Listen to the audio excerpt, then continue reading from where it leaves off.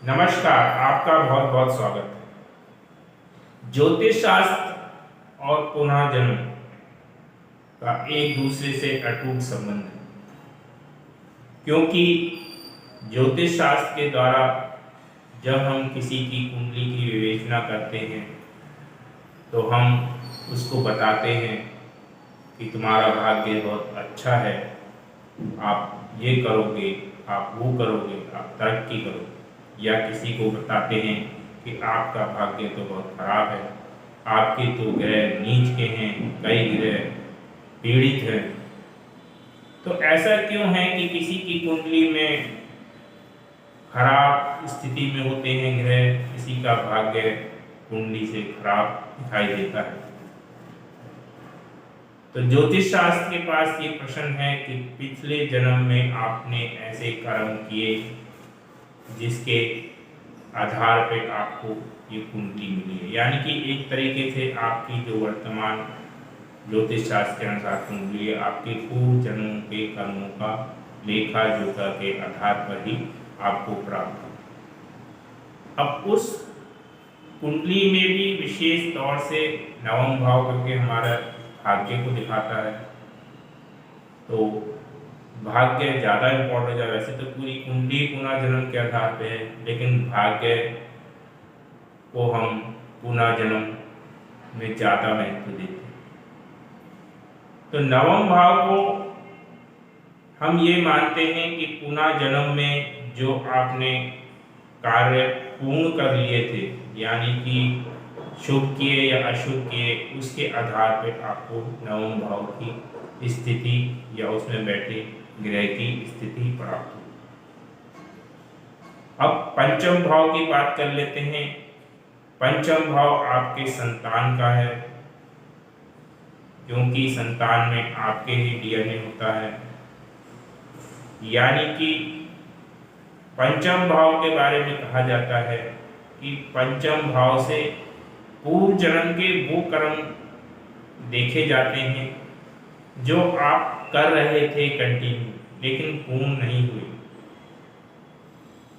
तो पूरी कुंडली भले ही पूर्व जन्म के कर्मों के आधार पे आपको मिली है, लेकिन पंचम और नवम भाव पूर्व जन्म में आपने कैसे कर्म किए उसके काफ़ी कुछ आपको उसके बारे में पता चलता।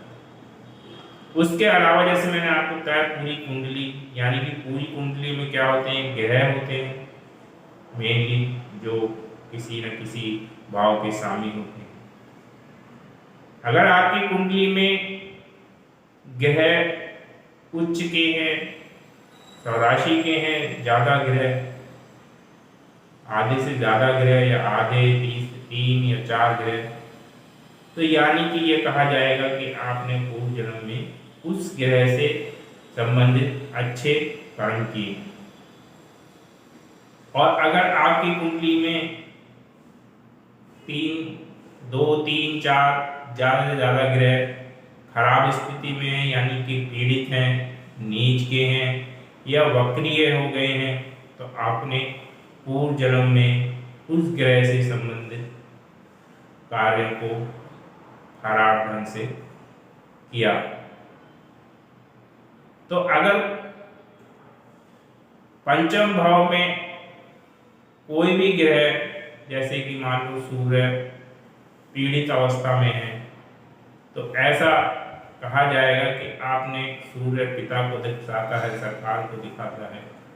तो पूर्व जन्म में आप सूर्य से जुड़े हुए कारक तत्वों को कर रहे थे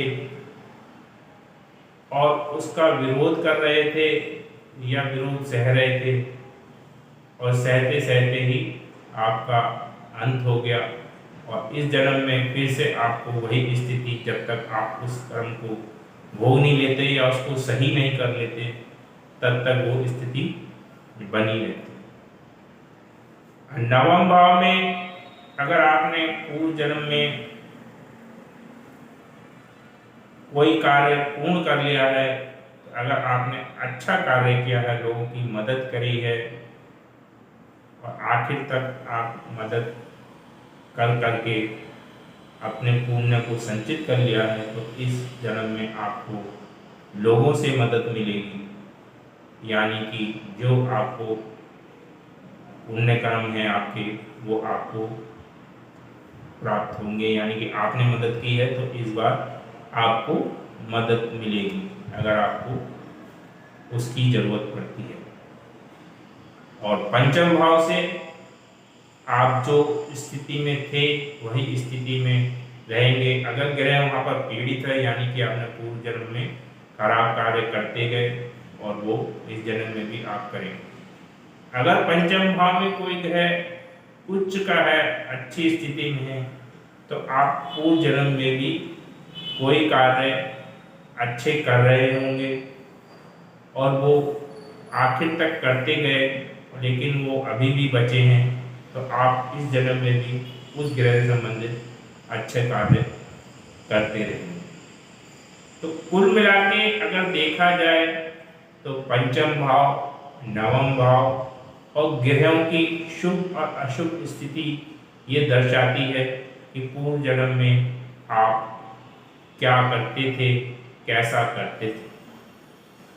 अब हमारे ज्योतिष शास्त्र में एक नियम ये भी है कि भाग्य तो आपको पूर्व जन्म के हिसाब से मिल गया, यानी कि आपको कुंडली मिल गई पूर्व जन्म। तो अगर आपके ग्रह खराब स्थिति में तो इसका मतलब आप इस बार भी खराब करेंगे और फिर अगली बार फिर खराब करेंगे, तो ऐसे तो आदमी खराब ही खराब चलता चला जाएगा। तो इसके लिए हमारे ज्योतिष में कर्म को भी प्रधानता दी गई है। भगवान श्री कृष्ण ने भी कहा है कि कर्म करेगा फल की इच्छा मत करे हिंसा, जैसे ही कर्म करेगा वैसे फल देगा भगवान। तो अगर आपके पूर्व जन्म में किसी ग्रह से संबंधित आपके खराब कर्म रहे हैं और वो इस बार पीड़ित अवस्था में, नीच अवस्था में मिला है, तो ज्योतिषीय उपाय के द्वारा, मंत्र के द्वारा, जाप के द्वारा, तप के द्वारा और उस ग्रह से संबंधित कार्यों में अगर आप गलत कार्य करते तो अच्छे कार्य करके, जैसे आपका मान लो मंगल पीड़ित है, आपने अपनी शक्ति का दुरुपयोग किया होगा तो इस जन्म में वो नीच का मिला या पीड़ित मिला, तो इस जन्म में आप मंगल से संबंधित ज्योतिषीय उपाय करें। और साथ ही साथ अपने भाई, मंगल क्या है आपका भाई है, मंगल क्या है पराक्रम है, तो आप अपनी जो अगर आपको जो भी शक्ति यहाँ मिली है उसका उपयोग लोगों के प्रोटेक्शन में करें, अपने भाई को प्रोटेक्ट करें।